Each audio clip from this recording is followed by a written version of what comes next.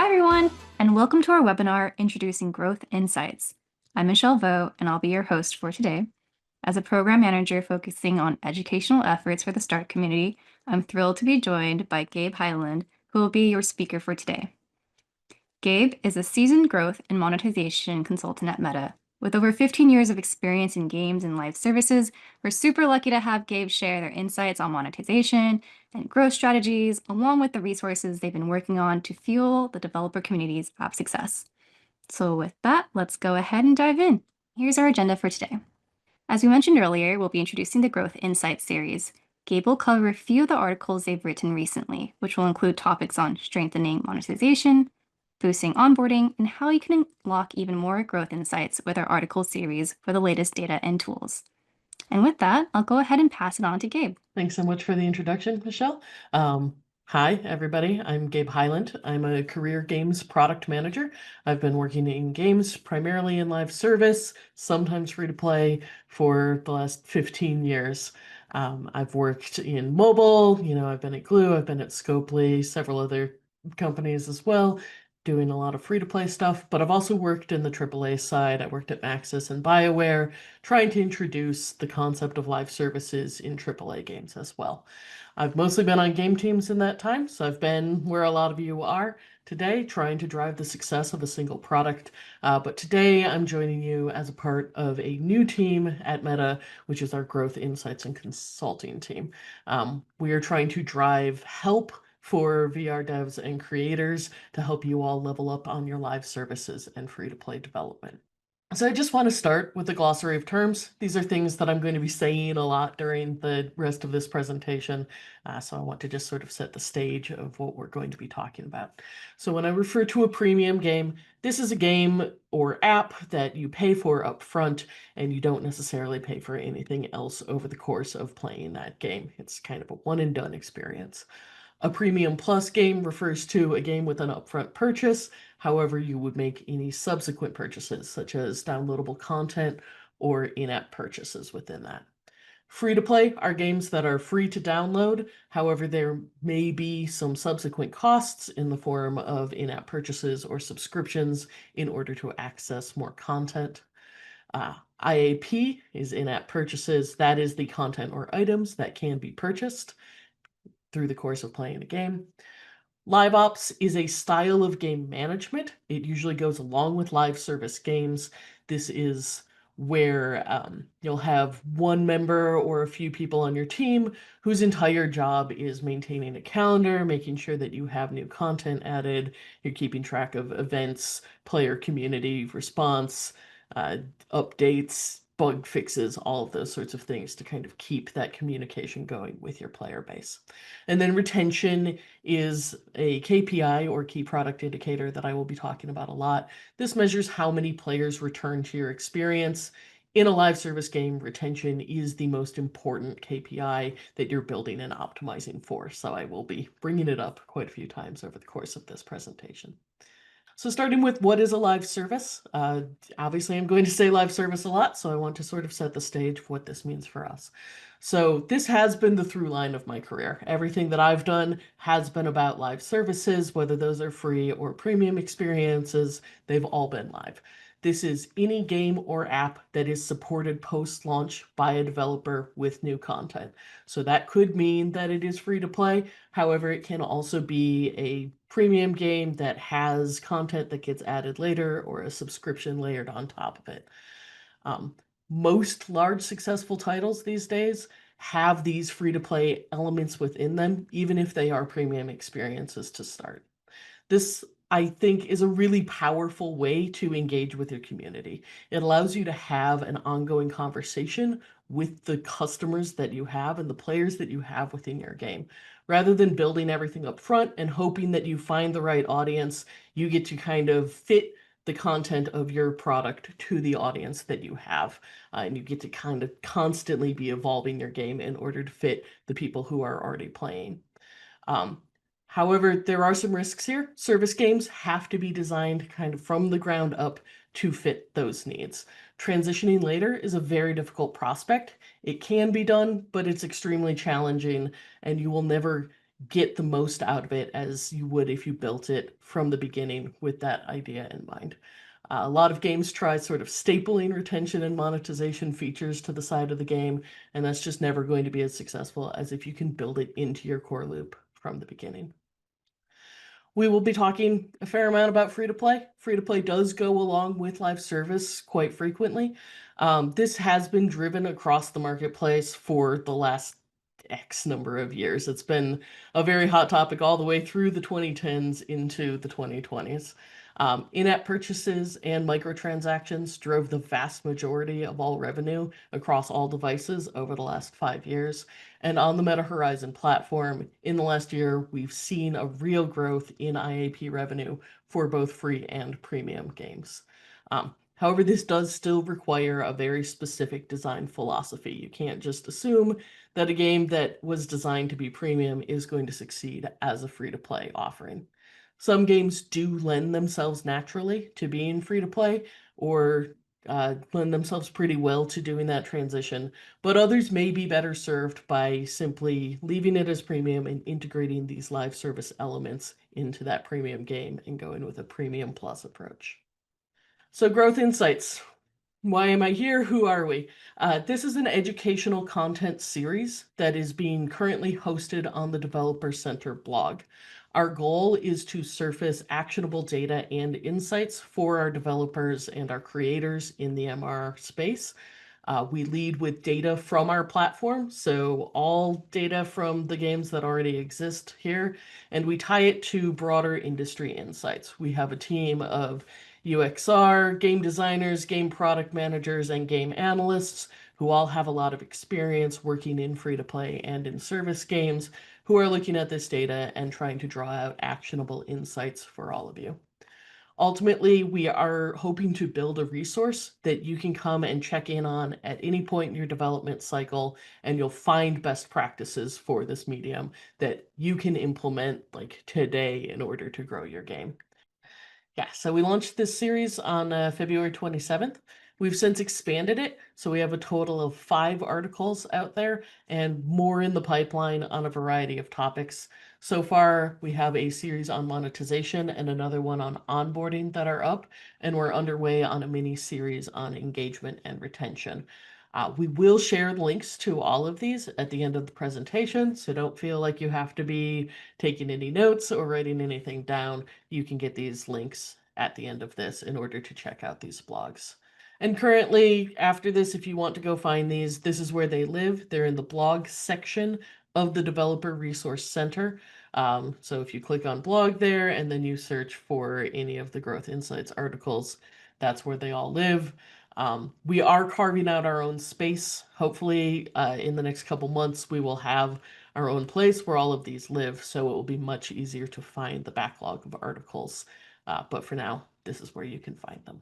So today, what we're going to be doing is giving you an overview of the existing content that can be read on the blog. This is going to be very high level. We're just giving you an introduction to the main themes of these topics. There's a lot more within the actual blogs themselves. There's like data, there's some examples from games that are doing best-in-class versions of these topics, and all of that can be found in the blogs themselves. And then we will have some future sessions where we will partner again in order to do deeper dives on some of these topics specifically and bring in some outside help from other people around Meta who are also dealing with these topics in order to try to help you level up. So our first topic is monetization. This was a 2-part mini-series. This was the first one that we led off with back in February. We've split this into 2 topics of planning and execution. These articles contain information that is relevant to both MR and Horizon World devs of all levels, and we have a lot of insights that are relevant for both free and premium experiences. So this is a very good resource if you're looking for just some more tips on how to monetize your game. This is a good one to check out and a good place to start. There's probably going to be something in there for you that will be actionable. So our first tip is regarding the importance of designing for monetization breadth rather than depth. This is sort of where we led off this article with. So breadth refers to the relative number of users who spend in your game. This stands in opposition to depth, which is the amount spent by existing buyers. Especially for games that don't already have really robust in-app purchases, we really recommend focusing on growing your breadth first. If you can merchandise to appeal to a larger number of players, that's going to have a lot of benefits for you. A higher buyer conversion makes your economy much more resilient. You're going to be less subject to changes from losing your buyers to seasonal effects, or a new game comes out and a lot of people leave you for that. Your economy will be able to withstand that a lot better if you have a lot of breadth there. It also gives you a much more stable base to build from. You can spread your content out so you can appeal to more types of players. So depth refers more to how much is spent by that smaller number of players. So this is something that some games will be naturally more depth-based. Uh, Hardcore competitive games like hyper-realistic shooters, they tend to be more depth-based than breadth-based. However, in these cases, you still want to drive towards breadth. It will just make your economy much more robust, and you won't be tied to the whims of individual players as much. Um, that's risky anytime you have that smaller number of buyers. If they leave your experience, then you don't have things that appeal to the rest of your player base, so you're less able to weather that storm if they decide to go play another game, or if, they have to go back to school, or whatever may be the case that draws them out of your game for some time. So our second tip is around how you can drive better cosmetic-based economies. Cosmetic-based economies are often the first step that games take when they are looking to start monetizing their content. This is pretty popular. It's viewed as very fair. It doesn't get pushback from players, and some players actively enjoy games that give them the ability to purchase additional cosmetics. And that's largely because it fulfills one of these three main motivations that they have. There are some risks to relying solely on cosmetics. It is an expensive kind of content for you to maintain, which we will talk about later. But these principles will help you make the most out of a cosmetic economy if that's something you're interested in pursuing. So we encourage you focus on these main three cosmetic purchase motivations. So the first one is skill. This refers to skill within the game. So this is like in-game accomplishments, meeting challenging milestones, being at the top of the leaderboard, or completing a difficult task, like completing a raid or a really difficult dungeon or something. This shows to other players that the player with that cosmetic is very skilled within the context of the game. The second one is status. That's referring to status external from the game. So their ability to purchase a very expensive item, or being part of an exclusive group, such as a Patreon or an early access member. Or it can be proof that they've played for a long time. Like they have the Halloween outfit from 3 years ago that's no longer available. All of this is a way for players to signal that they are a part of this high status group outside of the game that another player may not be able to be a part of. And then the third of the motivation is identity. This is how players express their mood or their personality or an in-group affiliation. So you can see things like having a very wide variety in cosmetics, all the way from silly to really very serious kind of edgelord content. That allows players to express their personality very well. If your audience is right for it, you can consider cosmetics that promote real world groups. So you could have like sports teams or country flags or like pride flag colors.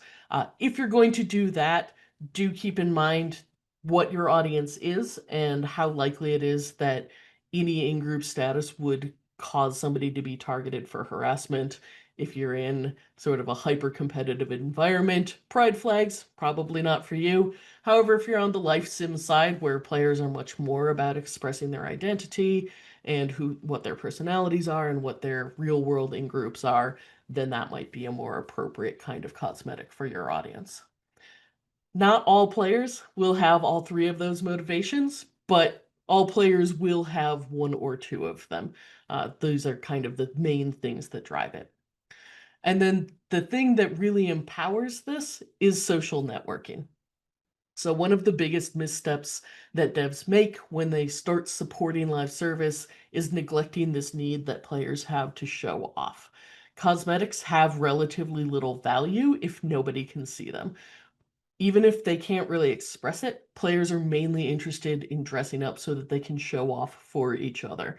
And you can see this even in some single player games in the marketplace that, they have these deep cosmetic systems. Players will screenshot themselves and post it on social media because they still want to get that view. They want other people to see what they've accomplished or who they are and how they're expressing it through the game.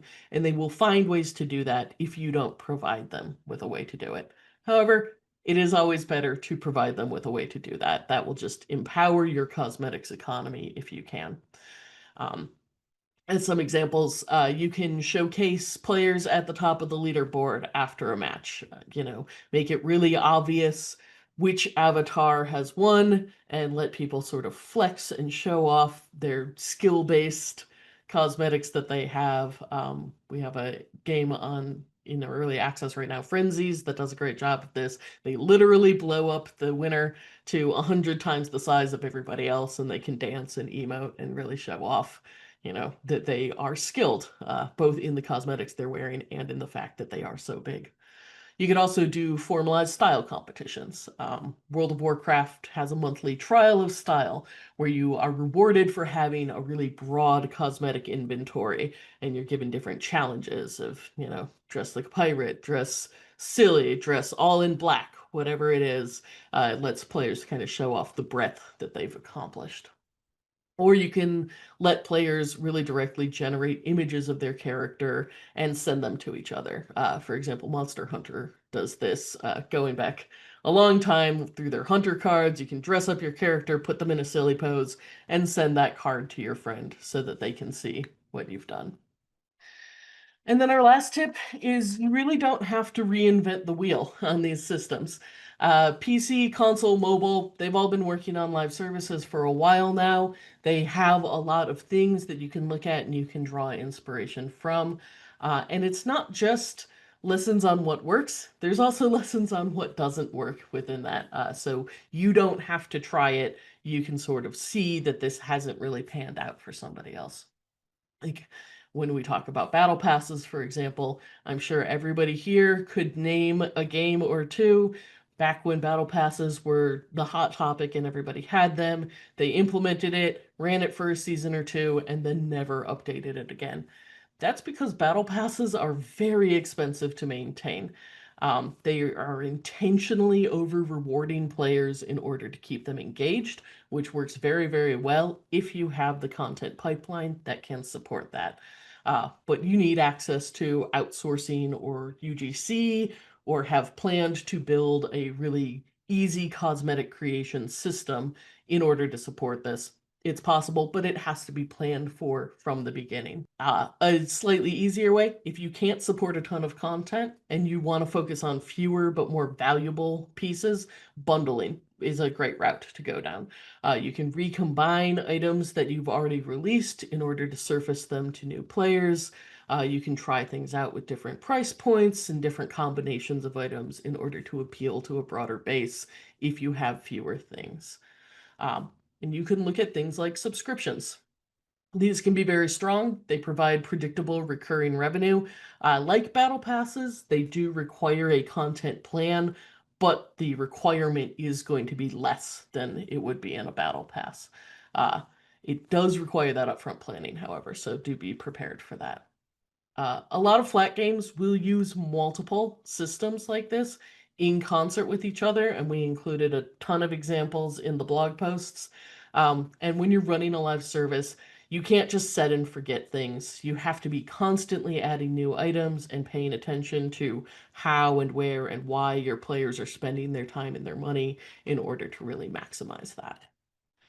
And then this is going to be a through line. It's one of the main things I've learned in my time on games teams is every game is going to be different.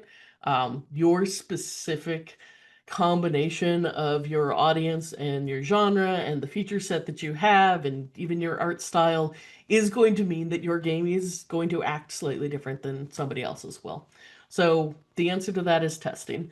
Uh, it's called multivariate testing or A/B testing. This is a concept where you take something, you expose a small part of your audience to the changed version of it, whether that's a different price, a different time, different contents, something is different about it.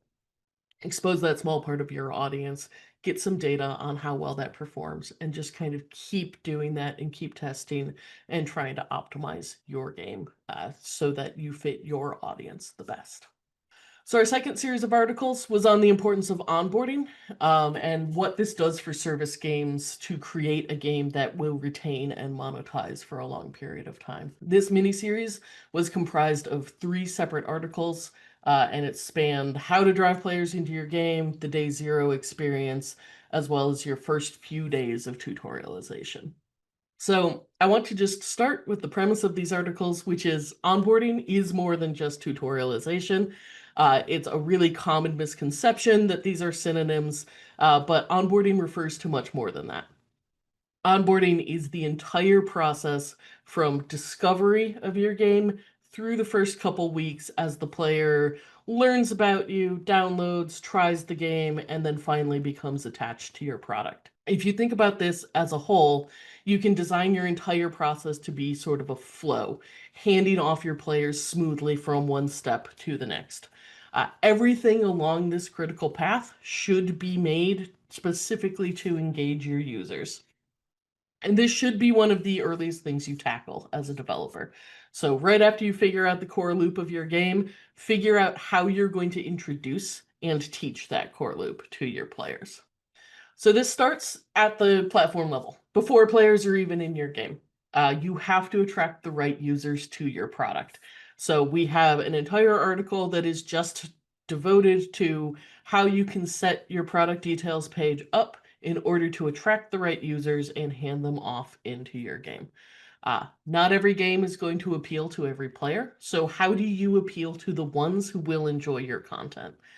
This first article has a lot of tips on how to draw those people in, like how to pick your lead genre, tips on descriptions and key art with some best-in-class examples, and how do you pay that off immediately once the player is in game. This article does lean very heavily on some existing tools and pages that Meta already provides.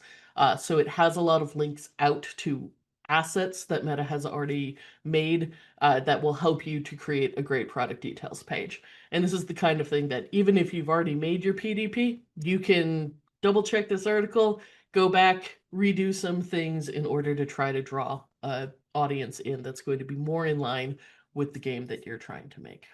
So our second article is about tutorialization. This series dives really deeply into how you teach your players to engage with MR games as a very unique medium. So a lot of games on our platform completely neglect building a tutorial.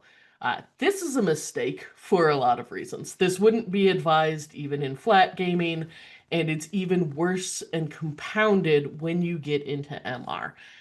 There's not a history of shared controls for people. That's a really big thing that stops a lot of players from enjoying experiences in MR and in Horizon Worlds, is they just don't know how to interact with the games. We do have data that we share in this blog post about how tutorials increased first session satisfaction and how that satisfaction leads to longer term retention. Um, and then you add onto this knowledge gap that exists in MR, and there are additional challenges. You have comfort settings, like you have to make sure that you have like the vignetting and snap versus smooth movement, that is matching up your game. You need to pay attention to your sit and stand tracking. We have information about how many players switch how they're playing during a session, and your game has to be able to adapt to that. You have to pay attention to how much taxing physical movement you have in your game. Asking players to reach for things or crouch when you actually want their avatar to crouch. These things kind of all add on top of each other in order to make it a little bit more challenging for MR games to really teach players how to enjoy the game. And devs have to account for all of those in this space in order to drive really great first sessions. Um, this article has a lot of tips and a lot of examples of what good looks like within the platform, so you can see how some other devs have tackled this problem and how they've successfully overcome it. And then the third article leads with the importance of recall. This is a concept of frequently testing players on what they've learned in order to cement those lessons for them. So we have some studies that have shown players need to repeat an action on average 3 times to really internalize it. Being as most VR games are not even tutorializing at all, even fewer are following this best practice. Really understanding controls and the ability to recall them is going to be crucial to building that short and medium term retention and getting these players to really engage with your product. And then this series ends with a discussion of progression systems.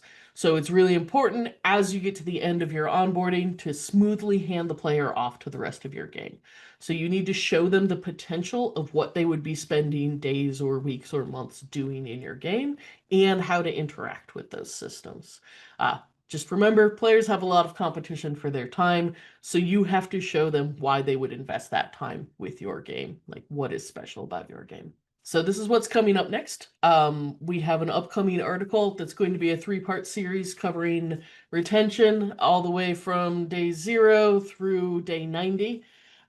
These articles will have a lot of benchmark data as well. So we'll be covering benchmarks for the top 5 genres on the platform. So you'll be able to see kind of what good looks like among your peers. This also has a lot of actionable tips and strategies to drive higher retention for your product for short, medium, and long term.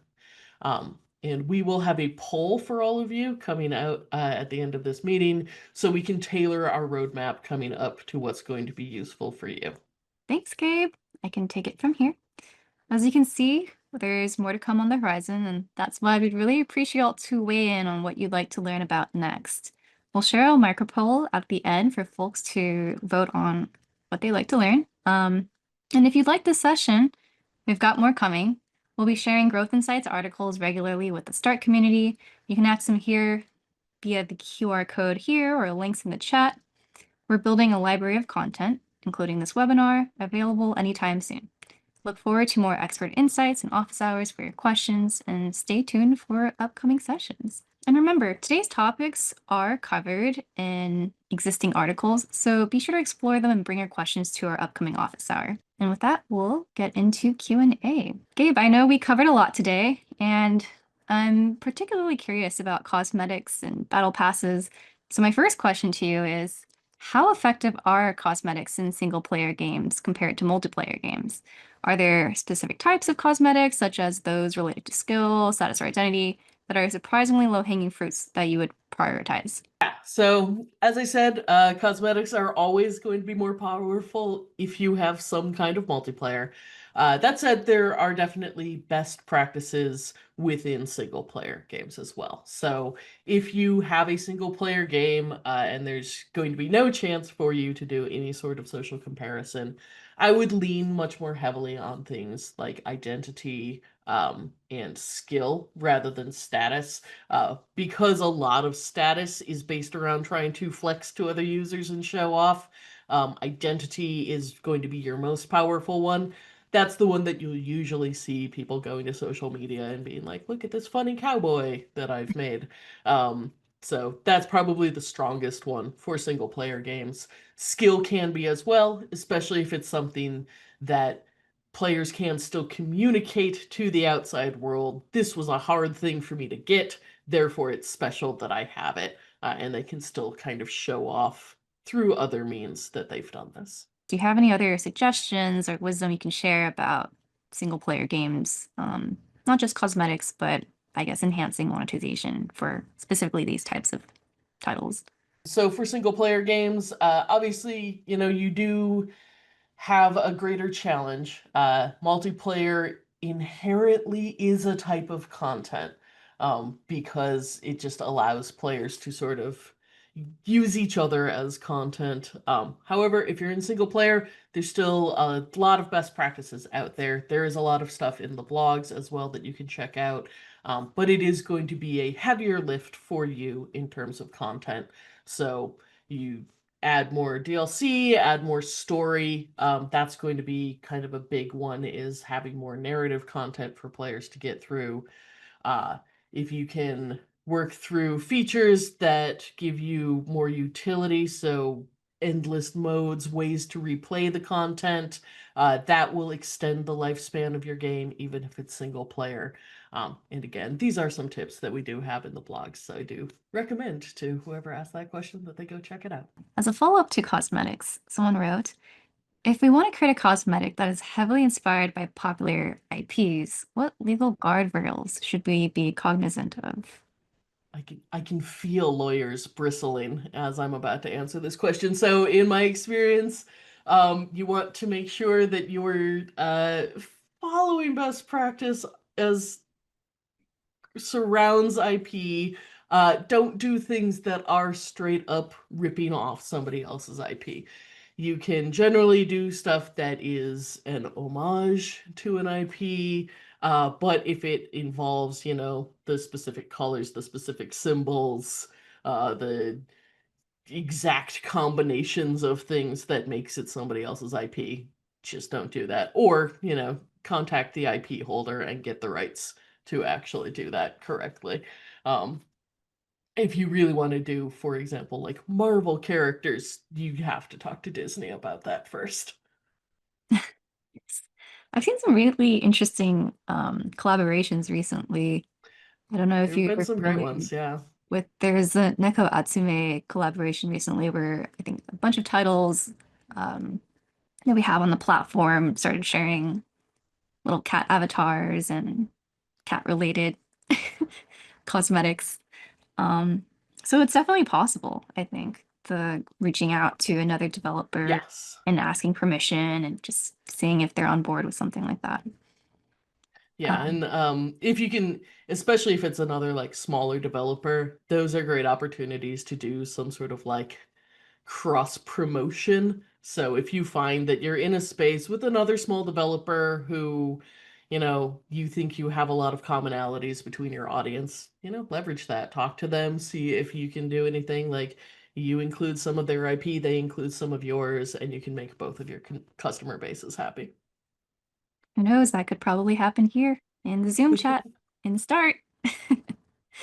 Okay, I'm going to shoot you with another question I have. When we talked about battle passes, one thing I was thinking about is, are there any key considerations when deciding to implement a battle pass system, particularly something around audience size and engagement levels, because it is a lot of work to sustain a battle pass type of content. Yeah. So, is there a critical mass of players that you've noticed that should probably be reached before introducing a battle pass? I wish I had an exact number for you because that would obviously make this much easier. Um, a lot of it is going to come down to how steady is your audience. Battle passes really thrive when they sort of hit that niche point for players where it is driving both engagement and monetization.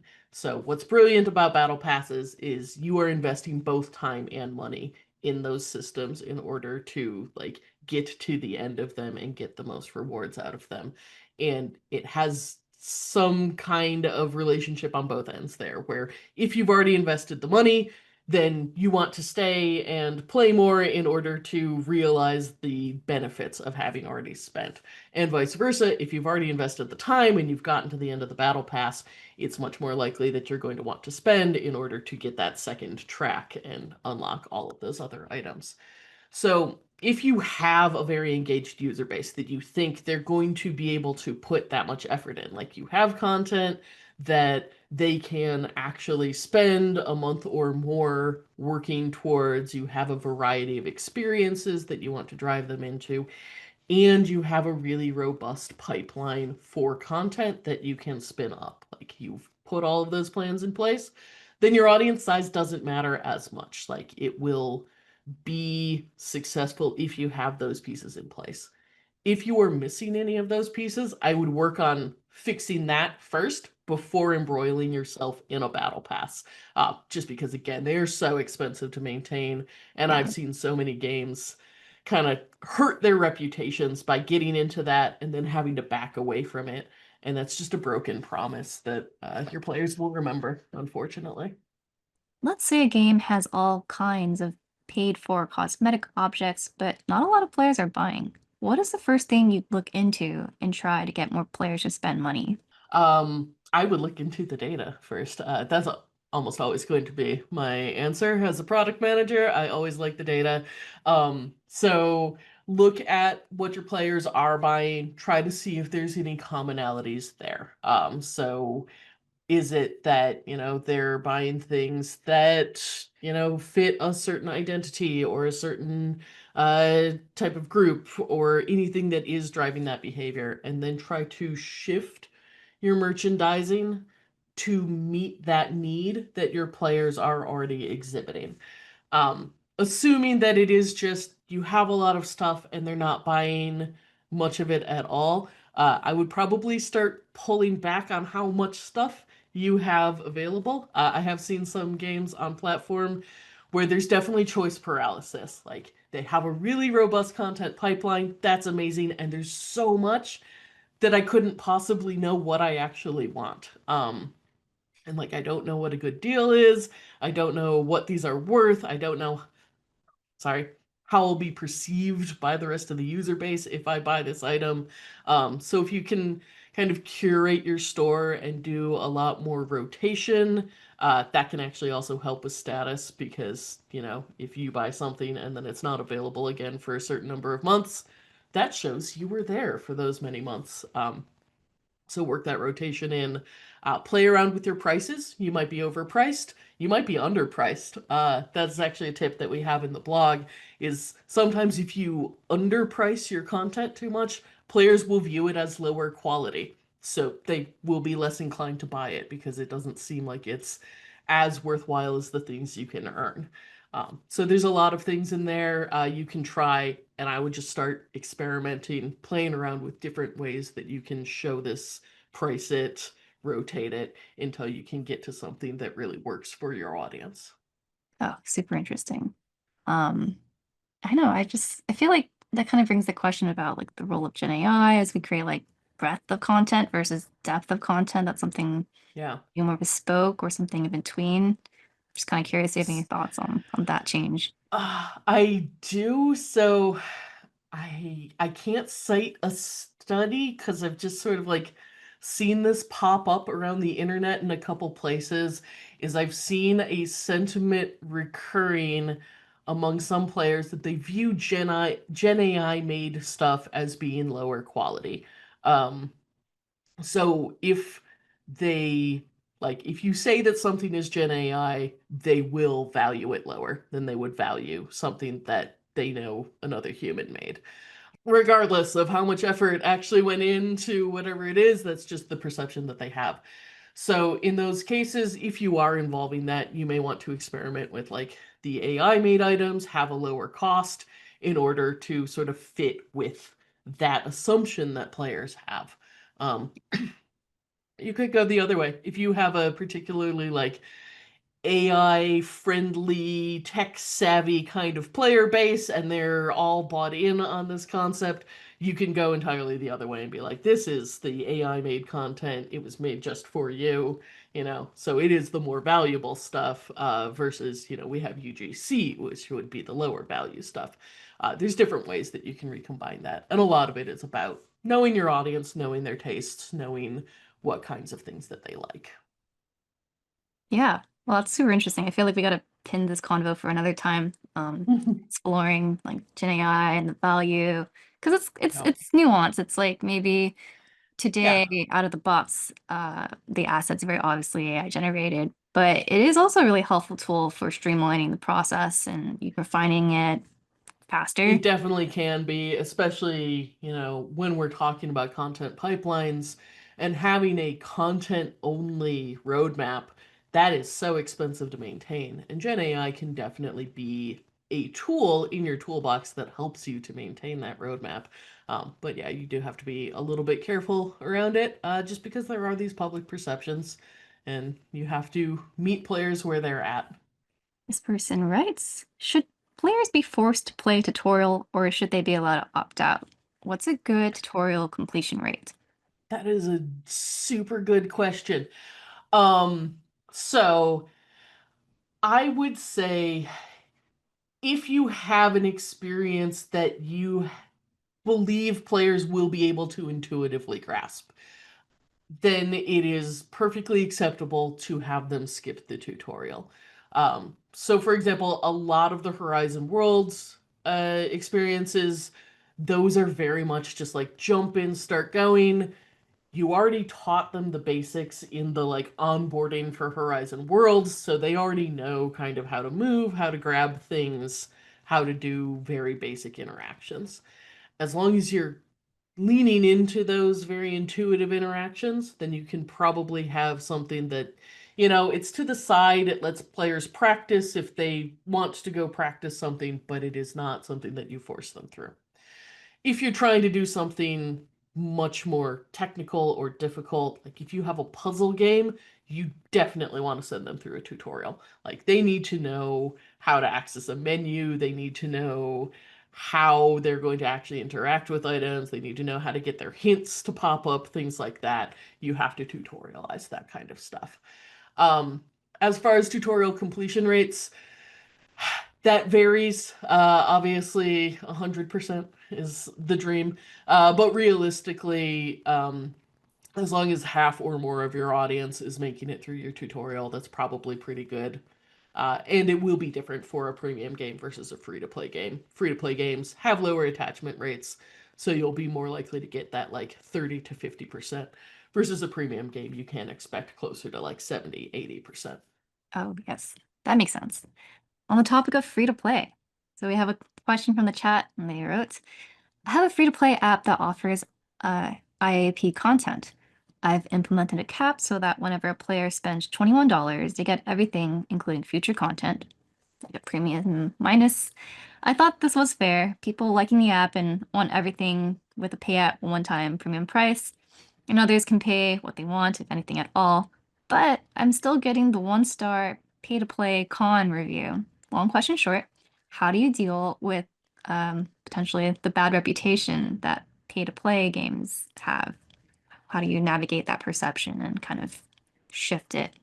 That is a rough situation, and it looks like many layers of the onion on that question. So, generally speaking, the I have a free-to-play app. It has IAP content.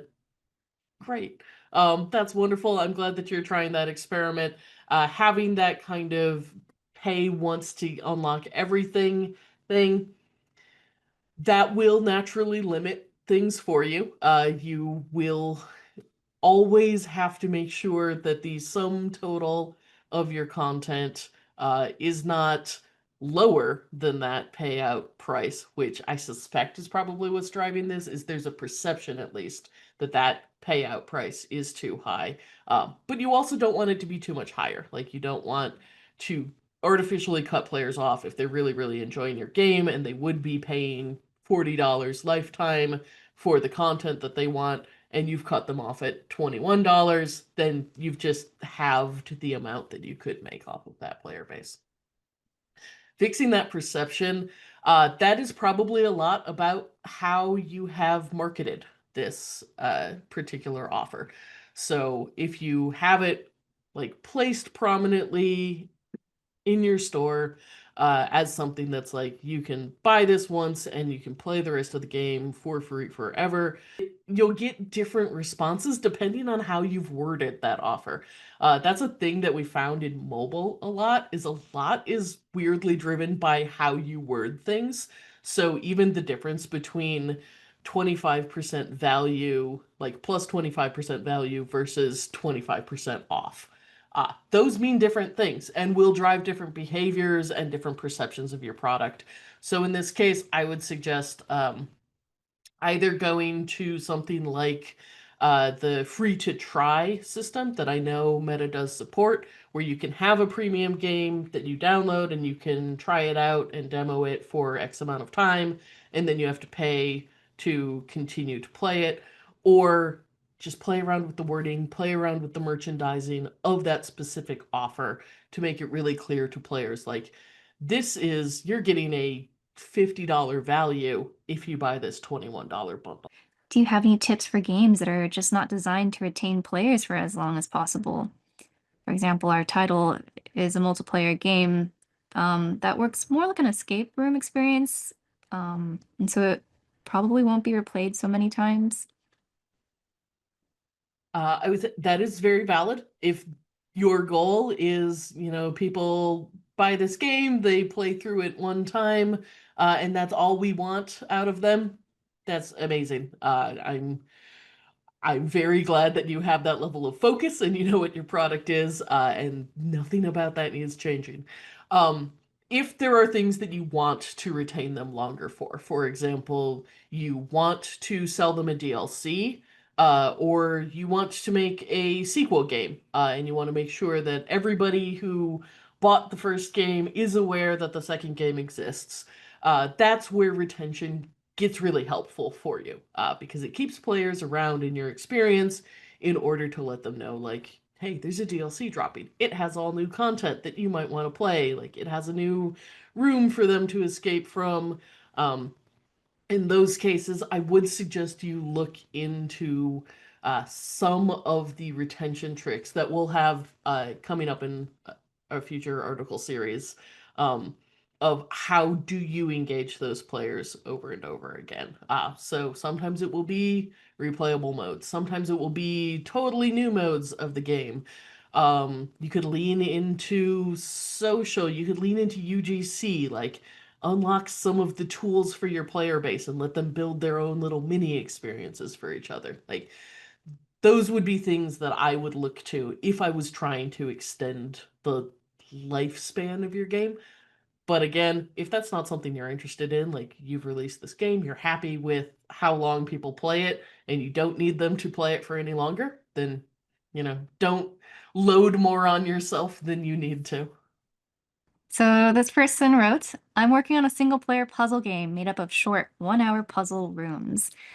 Would it be better to sell it as one full game or offer a free base game with trial rooms and sell each additional room as a paid add-on?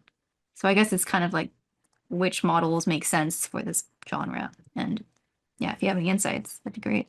That is fascinating. I would both professionally and personally be so interested in that second model, where it was a free to play game and you purchase per room. I would suggest you be prepared to do bundles.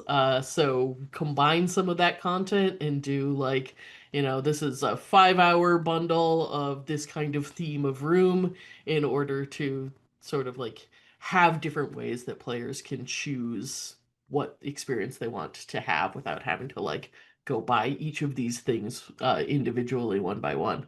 Um, but yeah, that is an interesting proposal for a model. I kind of like that. I think I would like that as a player at least. Yeah, it can even boost social once you've Yeah, finished your could fancy definitely. puzzle. Yeah, exactly. So, as we saw earlier today, Gabe's currently working on a few topics, including retention, a shooter genre report, and a teens and young adults audience deep dive. But besides that, we'd really love your feedback on some of our upcoming topics. So please partake in our micro poll on Discord to vote on what you're interested in learning more next. Thanks for joining us all, and please remember to vote in the micro poll. Check out the Growth Insights articles and stay tuned for more webinars. See you next time, and take care.